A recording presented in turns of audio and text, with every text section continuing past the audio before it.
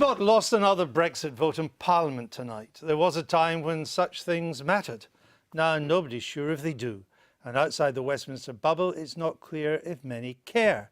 Perhaps more remarkable, the President of the EU's Council of Ministers, Donald Tusk, he of the special place in hell, tweeted this week that Brussels still does not know what the British government wants when it comes to reforming the backstop. Probably because the Maybot doesn't know what could pass muster with her own MPs. It's not clear if there's a majority in the Commons for anything to do with Brexit, and the Campbell-Grayling Adonis wheeze of putting the whole caboodle back to the people, well, there's not a majority for that in the Commons either. So what to do other than binge on Netflix? Some folks are talking about a People's Assembly, giving the public direct control of this Brexit business. Here's Labour MP Stella Creasy with her take of the week.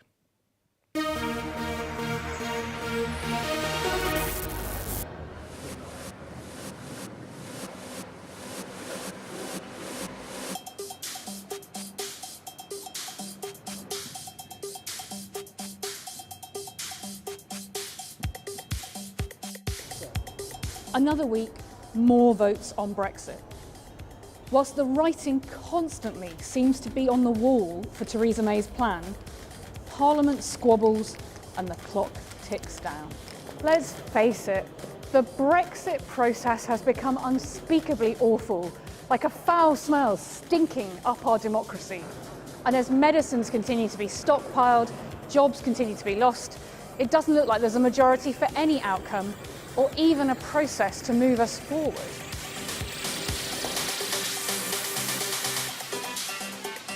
But it doesn't have to be this way. There is the possibility of light at the end of the tunnel. Now is the time for the UK to hold a citizens' assembly to help decide the fate of Brexit. Involving the public in grown-up, meaningful decision-making within a parliamentary democracy works all the time in other countries. In Ireland, decades of intransigence on abortion and same-sex marriage was solved by citizens' assemblies. The model works in other countries too, in Iceland, in Canada, in Australia, in Poland, even in France. Citizens' assemblies frame better debates. They disrupt all the bad habits of politics that have come to characterise the Brexit discussions, kicking issues into the long grass, putting party interest over national interest, assuming the public are too stupid to cope with hard choices. Citizens' assemblies use 250 people of all backgrounds and all ages from across the country to look at the options on the table and give feedback to politicians. They don't mean that politicians get to escape difficult choices. We'd still retain the final say, but we'd know what the public think of the options in front of us. We're all desperate for Parliament to make progress on Brexit, but in the absence of any superheroes like that, it's time we ask the public to help break the gridlock.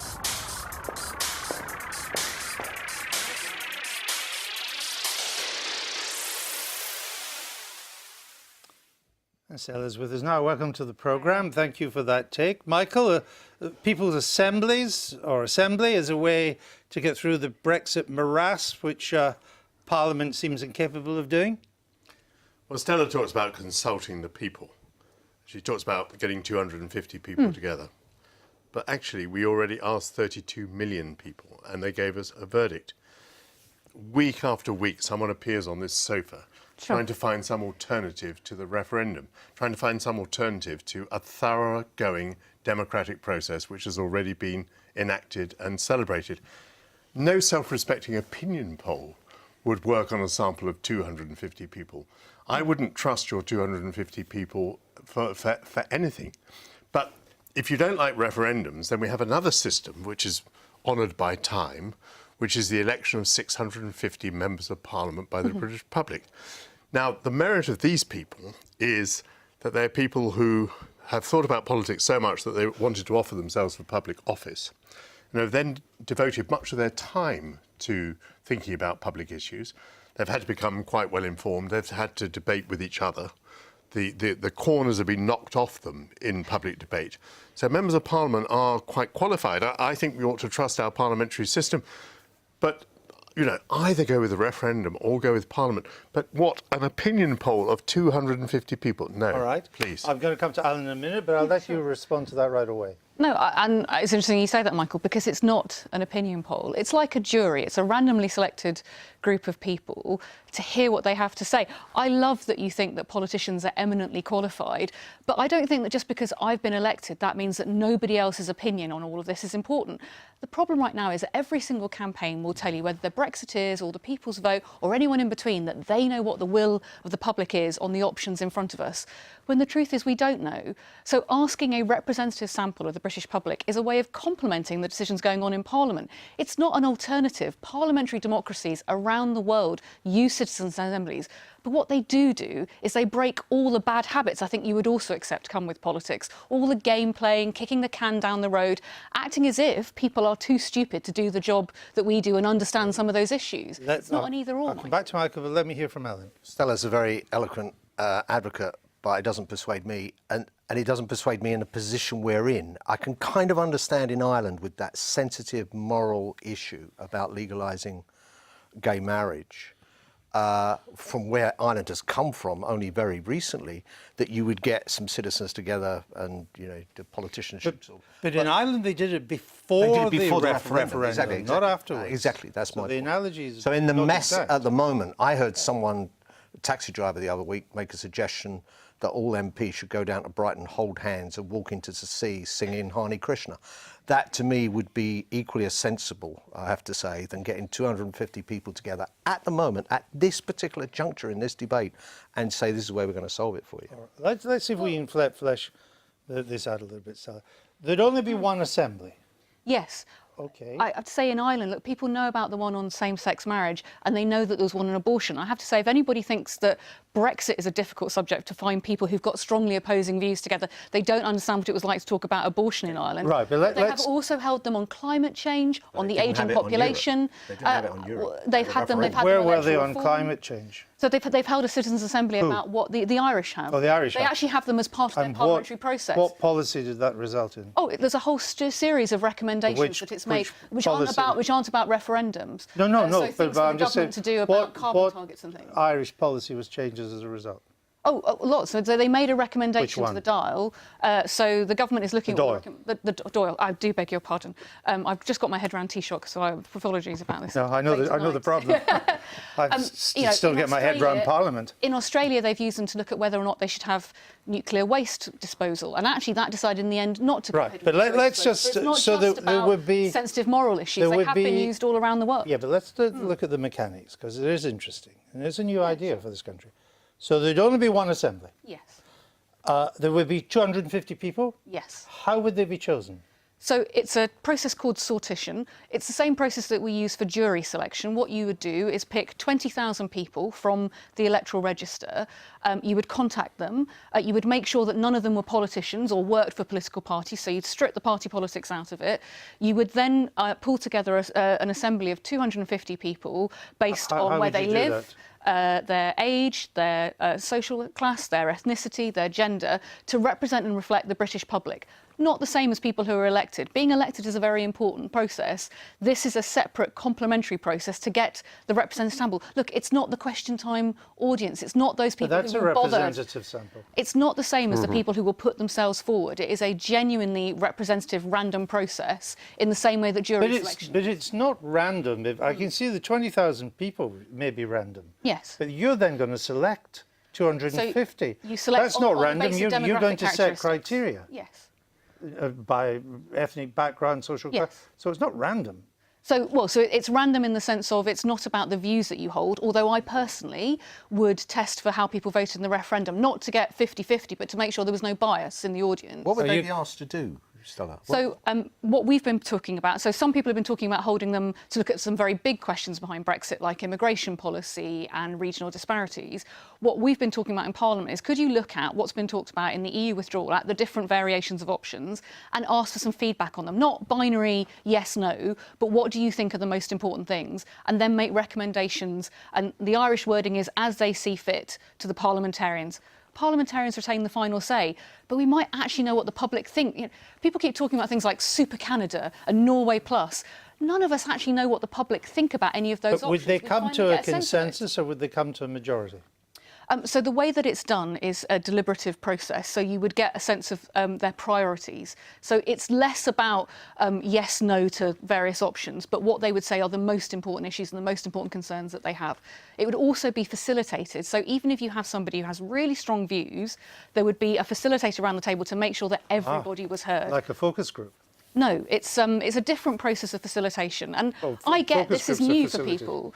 Well, this is new for people because it's a You different saw way the of having focus group in conversation. the Brexit drama on Channel 4. Forgive me, I didn't. I was probably sat in Parliament listening to the same You should debate have a look happening to see whether- again and again and again. To see whether this would be sweetness and light. Are you becoming more convinced, Michael? I'm sorry to say that I am not. I mean, I think the position we're in is already complicated enough. I mean, that is to say, we've had a referendum result and Parliament is being asked to adjudicate on what that might have meant. Parliament's going through a series of votes. I think it's applying a certain amount of understanding, depth of understanding, expertise to that. It's difficult for a majority for that to emerge. But even where a majority does emerge, we then have the difficulty that the European Union may not be Sure. in agreement. I really do not see how this this kind of public jury of 250 adds anything sensible or constructive. And I understand it's difficult because it's new. It's not something we've seen at a national level. No. Not because I have a fuddy-duddy, but because logically I don't see that it... Well, Tell me I'm how sorry, it that is. I'm not- Fuddy-duddy, but I'm I not- agree with you. No, he doesn't agree, but that's fine. and You're I'm putting certainly your not case. gonna hold a poll Tell in me relation how to fuddy-duddy these people's assemblies work in France. So actually what Macron is talking about doing is something slightly different. He's talking about holding multiple assemblies doing around it. the country. Yes, and he started Have you to seen do them. one? No, again, I have to admit, I've been stuck in Parliament. I haven't been able to go over to France. but Because I'm you do sure mention, shall I have. tell you about it? I would love to hear it. All right. He speaks for 3 hours non-stop. The audience is selected from mayors, regional officials, and party officials. Sure, The questions are pre-screened sure. to Mr. Macron. He won't answer questions in a number of areas, including the record of his rather dubious bodyguard who was found on the streets of Paris beating somebody up. And indeed, you can see how the audience is prepared on YouTube. Sure. People have YouTubed the preparations. Tell me again So how the National Assembly, That isn't People's that. Assemblies Well, work. that's not. So that's not. You a citizen- cited that as an example. I cited an example of where people are trying to bring the public into a discussion. You can also go on YouTube and look at all the citizens' assemblies from Ireland and look at all the evidence, all the testimony, But how they Ireland were put seems together. to be your So that is a main- different model. Ireland seems to be your main case. No, they've also used them in Canada, so they use them on electoral Right. form. They've used them in Australia at a But regional level. again, in Canada, they use them in electoral form before the referendum, Yeah. not afterwards. Just give me, we're running out of time, but it's a it's a really process. interesting proposal, which is Yeah. why I'm wanting some facts Yeah. on this. What kind of proposal would the People's Assembly, because we're only going to have one, you say, Yeah. what this, kind of proposal would it come up with? So, as I've said, I think it should look at what... No, I know what to look Yeah, at, but what sorry. kind of proposal would it come up with? So it would make recommendations to No, Parliament. I know what on- kind.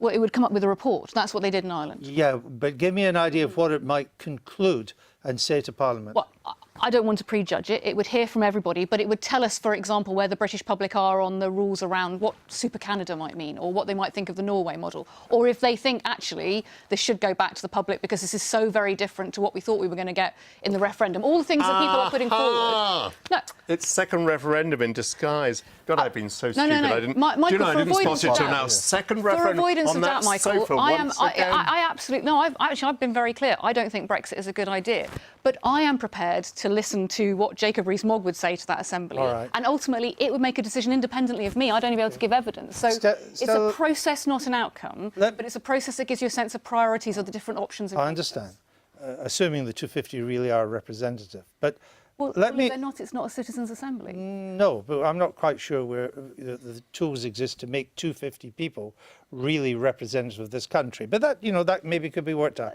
yeah, you Let me have put a more general point Sure. to you, just to finish off. Many people in this country think that our current politicians, on both sides of the aisle, are the lowest grade political class ever. Yeah. Ever. Your idea of an assembly, it just confirms that, doesn't it? Well, no, I don't think that, but I think it is a recognition that Brexit is breaking our democracy. If you think that citizens' assemblies demean traditional parliamentary democracy, then you must think that Justin Trudeau or Leo Varadkar, where they have used these as part of decision-making processes, have been demeaned as well. I don't think there's anything wrong with wanting to find a better, frankly, more grown-up way of having a conversation about some difficult choices in front of us. I just think, Final point. for the sake of your citizens' assembly idea, you shouldn't raise it now in this particular problem to solve this particular. It sounds like you're subcontracting it out, and it seems to me what we need and what the public wants is leadership, not another group of people saying what they think. I'm going to show some leadership for a change by calling this to an end. Stella, thank you for coming on and explaining that.